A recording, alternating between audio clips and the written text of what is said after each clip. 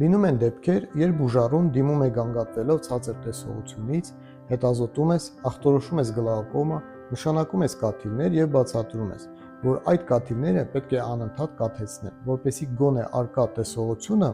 ինչքան հնարավոր է երկար պահպանվի, եւ միաժամանակ բացատրում ես, որ այդ տեսողությունը, որը վատացել է գլաուկոմայի պատճառով, այլևս չի վերականգնվի։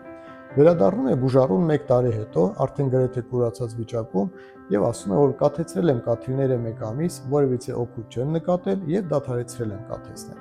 Ընդ որում, մենք մեր խորհուրդներում բացատրել էինք, որ լավագույն օգուտը դա մնացորդային տեսողության ինչքան հնարավոր է երկար պահպանելն է, եւ որ կաթիլները պետք է կաթեցնել անընդհատ։ Չգիտեմ, նրանք չեն լսում կամ չեն ուզում լսել, կամ լսում են այն, ինչ կցանկանային լսել, եւ մեր խոսքերում փնտրում են ինչ-որ դրական հուսադրող բառեր,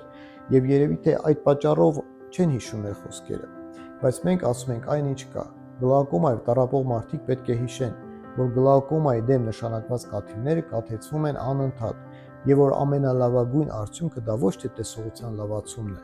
այլ գոնե ունեցած մնացորդային տեսողության պահպանումն է։